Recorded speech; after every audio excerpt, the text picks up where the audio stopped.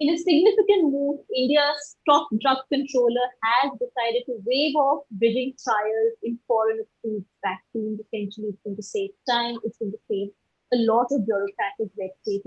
But what is the real significance of this at a time when India is facing a vaccine shortage, and will it help India tide over the vaccine shortage? Some of these questions will be answered in this episode of Cotton Matters by Himani Chanina, who, as you know, tracks Health for the Print, has been tracking COVID very closely for the print. Himani, thank you so much for joining us today. Thank you. Himani, just to try and understand what is this latest development or what has DCGI said? So in short, for all the foreign vaccines, the companies need not to conduct the local clinical trials in India anymore. So earlier, any company, for instance, Sputnik, in case they are planning to come to India to sell their product to our people, they need to conduct a small local clinical trial to understand whether the vaccine is as efficacious and safe for the Indian population or not. Now, this condition has been waived off. They do not need to conduct a local clinical trial in India, which is also called bridging trial. The second condition that will be exempted from now on is that the testing of the batch which come to the vaccines that come to India, they are first tested at CDL Kasoli, which is the apex laboratory, which is called Central Drugs Laboratory in Kasoli. So all the samples are randomly, the consignments are randomly tested at CDL to check the efficacy as claimed and the safety of the vaccines, which is a long process. It takes 10 to 15 days. This also, hinders the immediate supply of vaccines into the market.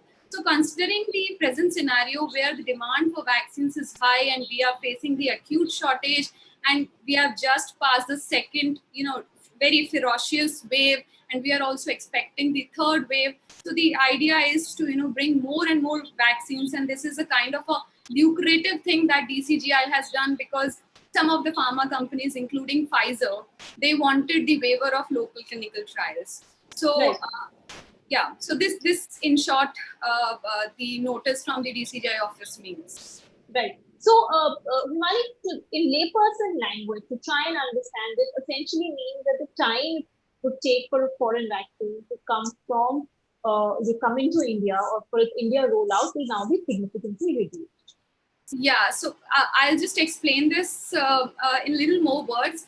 The reason is that people shouldn't think that they are compromising on the quality or the efficacy. The point is that DCGI has clearly said that all the vaccines that are approved by the world's top drug regulators, this means these are not the local vaccines, these are the vaccines that have already been administered on the millions of people otherwise. So these vaccines, when they come to India now, they need not to conduct the small trial. For instance, when Covishield, which is an AstraZeneca and Oxford University vaccine, so when first this vaccine was developed, this was first a large study was done in UK over so many people. But when Serum Institute brought this vaccine into India, they had to conduct a small bridging trial, which means that on the 1600 people of India, this vaccine was tested and the results were more or less same to the trials that in the UK had shown. Right. So now, in short, yes, of course, now the time,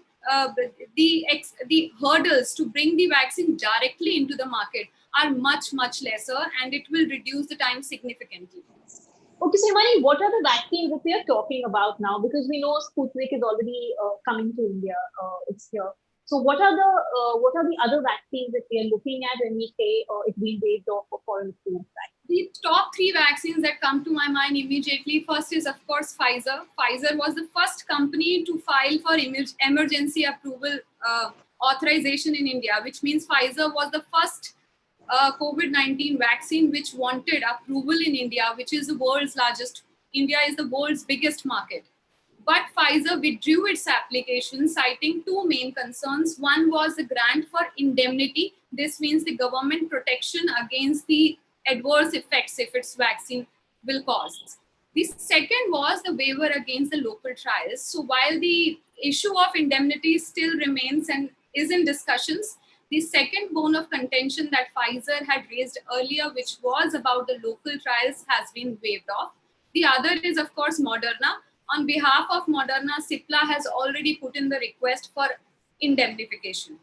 Right. And the third vaccine that will be very good for India, because it's a one-shot, single-shot vaccine that is of J&J, Johnson & Johnson's vaccine.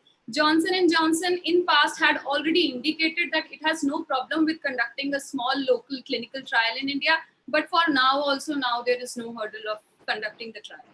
Okay. So let's take this question from Rahul Chavla, who actually wants to know the status of Pfizer and Moderna vaccine coming to India. I think everybody wants to know when all these vaccines will be available and when we'll have to stop worrying about it. Okay. So for Pfizer, I said that there were two main things that Pfizer wanted from India, and the talks are still on. Even VK Paul in the press briefing 5-6 days ago had said that Pfizer is ready to deliver 5 crore doses to India between July to October period. The point of indemnification, I will explain that, if you experience a serious side effect after the vaccine is being administered to you, you cannot sue Pfizer. You cannot sue the company. In some cases, you cannot sue the US government or the companies from where the company is coming. You cannot sue the government also of that nation. So indemnity has remained, and Pfizer was very clear that every nation in which Pfizer vaccine is available, indemnity bond has been signed. So the status of Pfizer is stuck there, and we have been hearing that government is very near in closing these talks, and they are ready to give the indemnity. In some cases, we are also hearing that partial indemnity will be given to them. This means that for small or for the moderate illnesses, company will be protected, but in case some death happens or the symptom or the issues like paralysis or big diseases happen, then in that case company will not be immune against those cases. And for Moderna, Cipla is already in talks with the government, and Cipla has put, I think, 4 points in front of the government to bring Moderna vaccine into India. Among them, first is the indemnity. So I think both these vaccines, when they come into India, government needs to take a call on indemnification, and it will not be limited to these two companies only. I'm sure that other vaccine makers, including Serum Institute of India, they will also ask for indemnity. If one company or the two companies are given indemnity, I'm sure every company will ask for that. So this is the latest status. Both companies are interested to come to India. There are some clauses and conditions they want us to fulfill. Okay. This is from Meena K. Stopping bridging trials and indemnity, is it fair for other manufacturers like, say, Sputnik? Oh yeah, okay, but this, at the end of the day, it also only enhances their data. They have tested the vaccine on the people of the Indian ethnicity. They had the additional data, and of course, India was not expecting this kind of shortage of vaccines, because when all this began, India was a powerhouse of vaccine manufacturing. So we never thought that a day will come when India will not have any vaccines in the hand. And at the end of the day, they had to approve vaccines, and they have to invite manufacturers to come and produce in India, manufacture in India. We have to give them perks and all of that. But yes, because of the second wave and the acute shortages of vaccines, and then the forecast that third wave will come someday. And of course, the benefit of Pfizer is that it covers the population, the adolescents and teens population, which is next expected to be affected. So considering all this, it's no more about the fear or the other things. It's the need of an hour. Right. Okay. Priya, are there any systemic complications of the Pfizer vaccine? Complications. Right.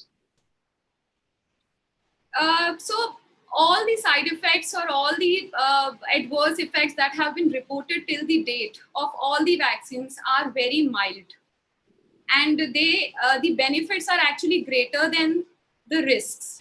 Right. So there is no concern related to the adverse effects of any vaccine till date. Right. Whichever vaccines are approved by the top regulators across the globe. Right. It's very important to point out that the benefits far outweigh the risks. Far greater than the risks. Right. Okay. Ratul Saha, have they waived trials for Pfizer vaccine? Have we waived trials? Yes, we have waived trials, local trials for all vaccines from now on. This advisory was issued yesterday, and from here on, no company needs to conduct local trials. The only condition that remains is the first 100 people who will be given the vaccine, they will be, government will keep a follow-up on them for next 7 days before the huge rollout. I mean, before doling out the vaccines in the market properly, the first 100 beneficiaries of the vaccine will be taken care of. Okay. Nikhil Deo, UAE government has asked its residents for booster shots, which is the third dose for the ones injected with the Chinese vaccines. Can the same be applicable for these vaccines? So I think there is a question, Ramani, larger question here that people have been concerned about is whether these two shots are enough, or does it mean next year we need a booster dose?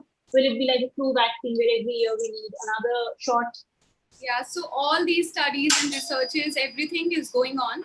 And of course, Bharat Biotech has already taken the permission for a booster dose. I think other companies are also trying to understand about the booster doses. And most of the scientists say that, like the flu viruses, because the vaccines need to be tweaked every year. Because we also see that coronavirus is also mutating like the other viruses do, and this is the nature of the virus, and we understand that this will also mutate. So probably yes, every year this needs to be tweaked. Even Adar Poonawala has said it several times that in the future the vaccines needs a lot of tweaking. Okay. I'll take this question from Sandeepan Guha, who says Johnson and Johnson, the vaccine is not used in the USA. Why is it being allowed in India? Pfizer? Sorry, Ruhi, I didn't get the question. Sandeepan Guha, his question is that Johnson and Johnson vaccine is not being used in the USA. Why is it being allowed in India? So as of now, no official process has started on the vaccine yet. So I'm sure when the vaccine, when Johnson and Johnson will put in the application, everything will be taken care of, because we have we have the SEC, the expert panel, which looks into the all data and the other global updates. So I'm sure when they will come to India, the expert panel is going to take a look at everything that is happening across the world. I don't think there is a need to worry about it. Okay, this is a question from this handle called S Star. Will there be a shortage of Covishield vaccines for those who want to take the second dose? So I think this has become now a big, worry, a source of worry for all of us, including you and me. Whether we will get our second dose in time. Covishield, of course, has increased its gap, so there is more hope there. But for vaccine, for instance, are people getting their second dose? So I think there we have a happy news. We have a good news that from this month, government center has told the states that we are about to receive 12 crore doses of vaccines. So I think now we will have enough stock, considering that government is also expecting Pfizer to pitch in, and I'm sure because Sputnik is also expected to start its local manufacturing soon. Right. And Cipla says that it is close to committing $1 billion to Moderna to bring its booster shot in India. So I'm sure that we will have a good bouquet of vaccines into India, and we already will have 12 crore doses for starting June, I mean from this month. So Okay. the worry of not getting the next dose, I mean you should be Don't happy. worry. You will have your vaccine dose. Okay, I'll take this last question from Joyanta Das. Are there any chances that India will also have vaccines from China?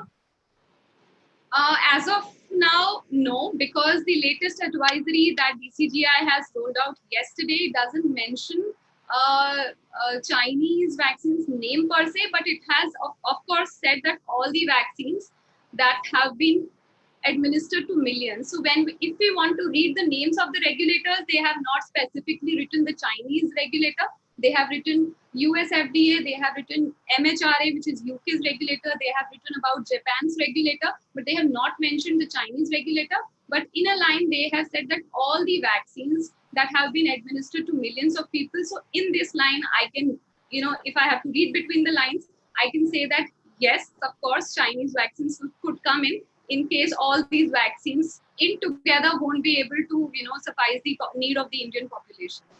Right. Okay. I'll close with this comment from Manoj Mahalingam, who said hundreds of thousands or even millions of people have got Pfizer in US and UK. The local trials are totally unnecessary. So that is really at the crux of the government's latest decision and the crux of this a discussion. So it's a good comment to close with. Himani telling us that if you were getting sleepless nights about whether or not you would get your COVID jab, I think you can sleep a little easy now. It's going to become much quicker with all these foreign vaccines coming in. And also, as she pointed out, we have extra doses, a fresh set of bunch of doses for the current vaccines that are being administered in India. Thank you so much, Himani, for talking to us today. A big thank you to our viewers for tuning in and for sending in their questions. Do keep subscribing to the YouTube channel. Also, this evening at 7:30 p.m., we have our live in Hindi with our editor-in-chief, ThePrint conversation with Apurva Mandhani. So you must start sending in your questions to that as well.